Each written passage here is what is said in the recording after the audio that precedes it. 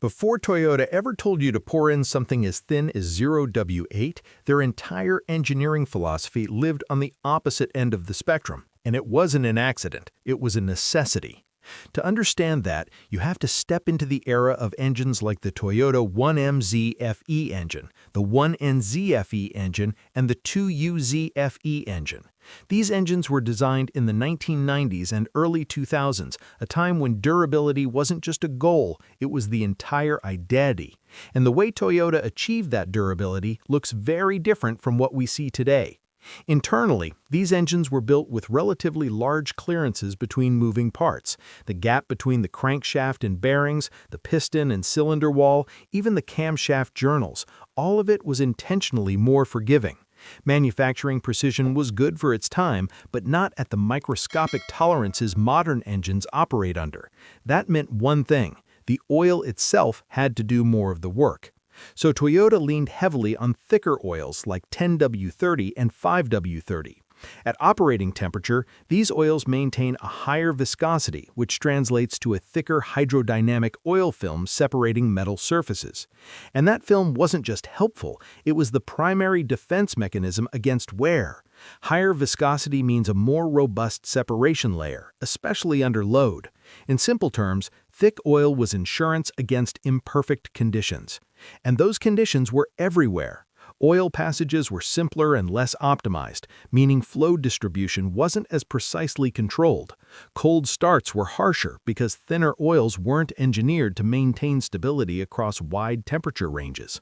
Add to that less advanced surface treatments on internal components, and you start to see why engineers preferred to overbuild protection into the lubricant itself rather than rely on precision or chemistry. But here's where it gets even more interesting. The oil wasn't trusted for very long. Oil change intervals were short, typically between 3,000 to 5,000 miles, or about 5,000 to 8,000 kilometers. That wasn't just conservative advice, it reflected the limitations of oil chemistry at the time. Additive packages degraded faster, oxidation resistance was lower, and contamination, from fuel dilution to combustion byproducts, built up quickly. So instead of stretching oil life, the strategy was simple: replace it before it becomes a problem. This approach worked incredibly well. Many of these engines routinely exceeded 300,000 kilometers with minimal internal wear, not because they were delicate, but because they were fundamentally tolerant.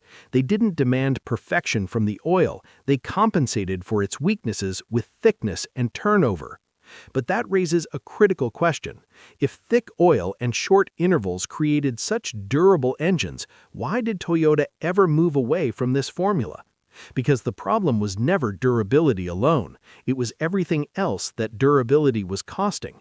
By the time Toyota introduced the Toyota 2AZ-FE engine in the early 2000s, the company had already started quietly rewriting its engineering priorities. Manufacturing precision improved significantly in this period. Clearances tightened across the board, and this wasn't just incremental progress. Machining technology had advanced to the point where variability could be reduced on a mass production scale. At the same time, Toyota began integrating early versions of variable valve timing, adding hydraulic complexity that depended heavily on stable oil flow and pressure. Suddenly, oil wasn't just a protective layer, it became an active control fluid inside the engine. And there was another force shaping these decisions: fuel economy regulations. Global pressure to reduce fuel consumption and emissions was starting to influence engine design in measurable ways. Friction reduction became a real engineering target. Lighter components, lower tension piston rings, and more efficient oil pumps all started appearing in this generation. But here's the key detail. While the engine was evolving towards efficiency, the lubrication strategy largely stayed where it had always been. 5W-30 was still the dominant recommendation, carrying the same thick film philosophy from the previous era. Lower tension piston rings, for example, reduce friction and improve fuel economy, but they also rely more on precise sealing and oil control. Combine that with tighter clearances and higher operating temperatures, and the oil is now operating in a very different environment than it was designed for. Toyota did extend oil change intervals slightly during this period, moving towards 5,000 to 7,500 miles, or about 8,000 kilometers. That's a major leap compared to the earlier era, and it signals confidence in modern base oils and additive chemistry. Toyota's own manuals reinforce this shift clearly, stating that 0W-20 is the best choice for fuel economy and cold starting performance, and even specifying that if a different grade, such as 5W-20, is temporarily used, it must be replaced with 0W-20 at the next service.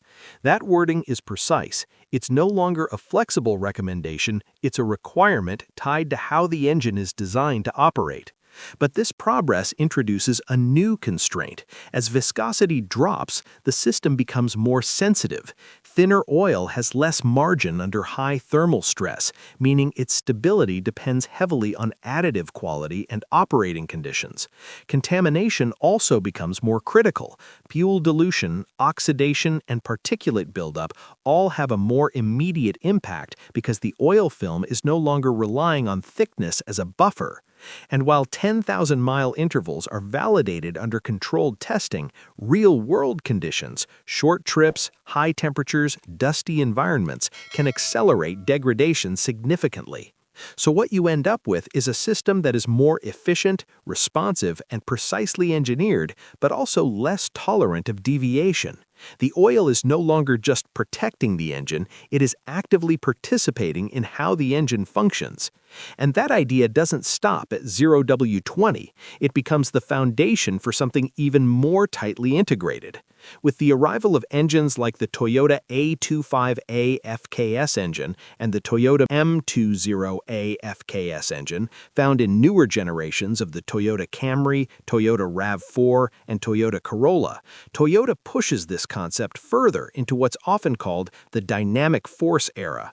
These engines achieve thermal efficiencies approaching 40%, a number that places them at the top of mass-production gasoline engines. But that efficiency doesn't come from one breakthrough, it comes from stacking multiple precision-dependent systems on top of each other. Internal tolerances become even tighter, surface finishes are enhanced using diamond-like carbon coatings, and laser texturing is applied to reduce friction at the microscopic level. Even the oil pump is no longer fixed. ECU-controlled variable oil pumps adjust pressure based on demand, reducing parasitic losses when full pressure isn't needed. And critically, oil is now deeply embedded in control systems. Advanced valve train technologies like dual VVTI and VVTIE rely on oil pressure as a working fluid to adjust timing dynamically. Response speed, consistency, and cleanliness of the oil directly affect how accurately these systems operate. At this point, calling oil a lubricant is incomplete. It's a functional component of the engine's control architecture.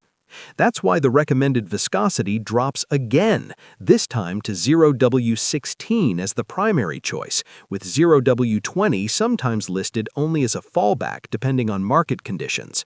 Toyota's manual language reflects this clearly, emphasizing that 0W-16 is required to optimize both performance and fuel economy.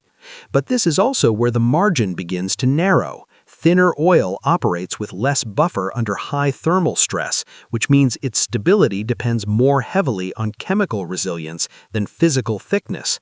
Contamination becomes more impactful as well. Fuel dilution, which can occur during short trips or cold operation, lowers viscosity further, and in a system already optimized for low resistance, that change becomes more significant.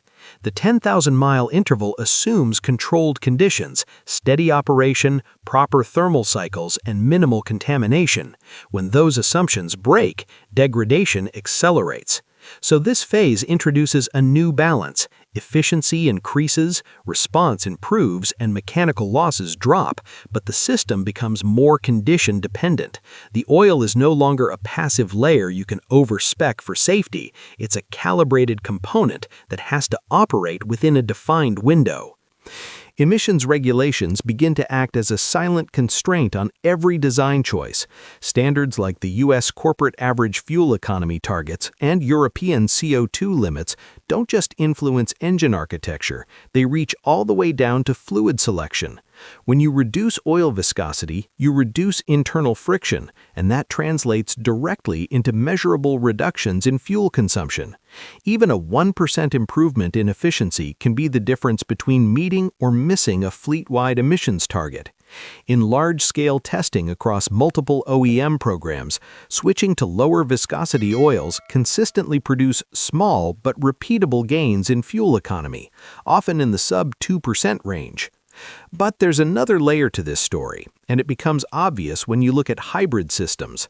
Vehicles like the Toyota Prius, Toyota RAV4 Hybrid, and Toyota Camry Hybrid don't operate like traditional engines. Their engines, including units like the 2ZR FXE engine and again the Toyota A25 AFXS engine, are constantly cycling on and off depending on load and battery state. That creates a lubrication scenario that older engines were never designed for. Every time the engine shuts down, oil begins to drain away from certain surfaces. Not completely, but enough that the next restart resembles a partial cold start. Now, multiply that by dozens or even hundreds of cycles in a single drive, especially in urban conditions. The lubrication system is no longer dealing with one startup per trip, it's dealing with repeated reinitialization events. In that environment, the time it takes for oil to circulate becomes critical. Testing on hybrid duty cycles shows that reducing viscosity can significantly shorten the delay before full oil pressure stabilizes, which directly affects wear rates during these repeated transitions. So when you step back and connect these pieces, a pattern emerges. The move toward thinner oil isn't driven by a single factor. It's the intersection of internal precision, external regulation, and entirely new operating behaviors introduced by hybrid systems. And in that intersection, speed of lubrication begins to outweigh sheer thickness, not as a compromise, but as a response to how modern engines are actually used. By the time viscosity drops into 0W-20 and 0W-16 range, something fundamental has already changed in the oil itself. What looks like thin oil is no longer a simple reduction in thickness, it's a complete redesign of the fluid. Modern base stocks like PAO and esters bring a level of thermal stability and molecular uniformity that older mineral oils simply didn't have. In controlled oxidation tests, high-quality synthetic base oils show significantly slower viscosity breakdown and deposit formation at elevated temperatures compared to conventional oils from earlier decades. That stability becomes critical when the margin for error is smaller. But the real transformation happens in the additive package. Friction modifiers, especially molybdenum-based compounds, form low-shear boundary films that reduce metal-to-metal contact even when the hydrodynamic film is extremely thin. At the same time, anti-wear systems based on carefully balanced ZDDP chemistry create sacrificial layers under high pressure, protecting surfaces without increasing viscosity. What's important here is balance. Modern formulations reduce phosphorus levels to protect catalytic converters while still maintaining wear protection, something that required precise chemical tuning over years of development. These oils are not just built to perform, they are built to meet strict global standards. Specifications like API-SP and ILSAC GF6 and GF6B introduce requirements for timing chain wear, low-speed pre-ignition protection, and improved sledge resistance. And when you step into even lower viscosity grades like 0W-8, standards such as JASO GLV1 define entirely new performance categories, specifically targeting ultra-low viscosity operation. Toyota's own requirement for Toyota Genuine Motor Oil reflects this level of specificity, ensuring that the oil matches the engine's calibration, not just its basic lubrication needs. When Toyota introduces engines like the Toyota M15A FXE, first rolled out in models like the Toyota Yaris, Toyota Aqua, and later variants of the Toyota Yaris Cross, the focus shifts toward extreme efficiency in real-world hybrid operation.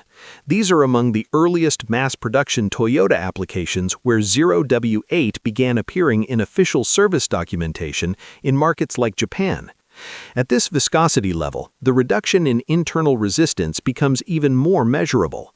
Industry testing on ultra-low viscosity oils shows incremental fuel economy improvements beyond what 0W-16 can achieve, often in the range of a few additional tenths of a percent under standardized cycles.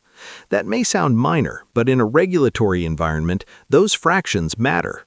In hybrid applications where engines operate intermittently and often under light load, the reduced drag aligns closely with real-world usage patterns. Engines designed for 0W-8 are calibrated with that window in mind, often paired with hybrid systems that reduce continuous load on the engine itself. So the oil works because the engine's duty cycle supports it. And that leads to a detail that often gets overlooked. The same engine does not always run the same oil everywhere. Take the Toyota 2AR FE engine as an example. In the United States, it commonly runs on 0W-20, aligning with fuel economy targets and standardized testing conditions. But in regions with higher ambient temperatures, heavier traffic, and more variable fuel quality, Toyota allows thicker oils like 5W-30 or even 10W-30. The hardware hasn't changed, but the operating environment has. The same pattern appears in newer designs. Engines like the Toyota A25 AFKS engine are specified with 0W-16 in efficiency-focused markets, while other regions may permit 0W-20 or 5W-30 depending on conditions. In tightly regulated markets where emissions targets dominate, oil viscosity is pushed lower to extract every possible efficiency gain. In harsher operating environments where conditions are less predictable, viscosity allowances expand to maintain durability. The engine remains the same, but the strategy around it adjusts, revealing that oil choice is no longer just a technical decision, but a response to how and where the engine actually lives.